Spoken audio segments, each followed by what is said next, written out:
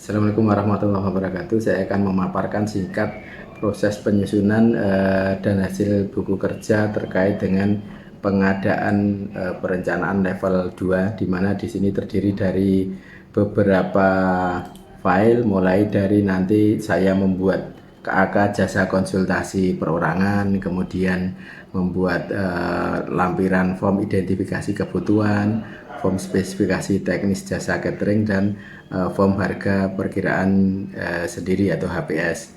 Terkait dengan KAK ini ya, secara umum seperti membuat KAK pada umumnya, yaitu yang pertama untuk latar belakang kita harus tahu, karena dari judul itu kan membuat jasa konsultasi perorangan video kreatif pencegahan stunting, sehingga kita jelaskan stunting itu apa, bahwa itu stunting itu tentang gangguan tumbuh kembang anak yang menyebabkan tubuhnya pendek. Kemudian nanti di situ kami nyampaikan bahwa ini harus dilengkapi dengan video kreatif supaya nanti pemaparan atau misalnya penyuluhan ke ibu hamil itu lebih mengena.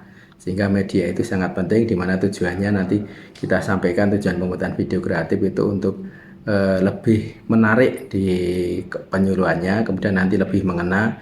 Di dalamnya kami juga ada di KAK itu kami cantumkan ruang lingkup, mulai dari rancangan konsep video kreatifnya seperti apa, kemudian naskah atau modul pencegahan stunting mulai dari pemberian ASI eksklusif, pemantauan perkembangan anak, metode konsumsi dengan tambah darah, pemberian makanan pendamping ASI, kemudian juga nanti sampai ke finalisasi untuk pencegahan stunting.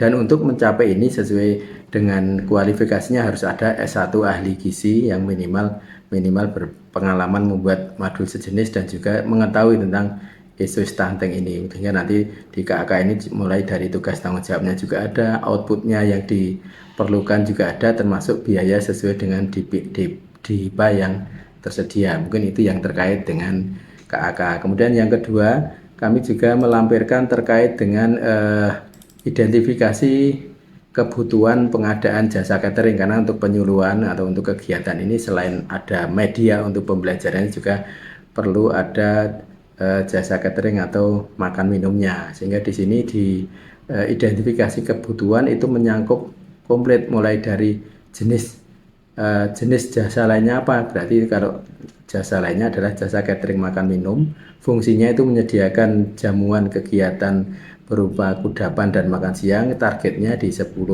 lokasi, itu kurang lebih 2.100 orang ibu hamil. Kemudian jasa ini diberikan hanya 1 hari di tanggal 18 Mei 2024 berupa kudapan itu jam 10 dan makan siang jam 12. Siapa yang menggunakan jasanya itu adalah dari Dinas Kesehatan dengan melibatkan Ikatan Bidan Indonesia.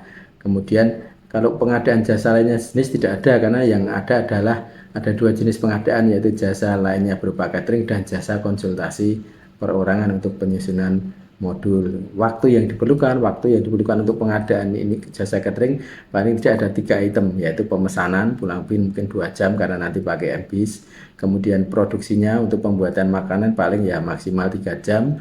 Kemudian pengiriman ke lokasi kurang lebih 1 jam, sehingga totalnya perlu dibutuhkan waktu 6 jam. Kemudian tenaga yang diperlukan, karena untuk catering itu harus ada yang standby di lokasi minimal, nanti karena 10 lokasi berarti minimal 10 orang, lebih banyak nggak apa-apa. Kemudian biayanya sesuai dengan yang diperlukan itu paling tidak 126 juta, atau kalau sesuai pagu itu 140 juta. Itu yang terkait dengan form identifikasi. Kami juga ada form spesifikasi teknis jasa cateringnya itu harus seperti apa. Ini seperti KAK, sehingga di spesifikasi teknis itu ada latar belakangnya, kemudian maksud tujuannya untuk apa, termasuk dalam hal ini sumber dananya adalah dari DPA 140 juta, kemudian termasuk lingkup pekerjaannya detail.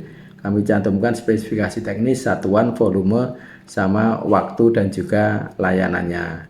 Kemudian juga ada satu lagi, yaitu untuk HPS. HPS ini sumbernya adalah dari bisa dari katalog, bisa juga dari toko daring, bisa dari penawaran usaha.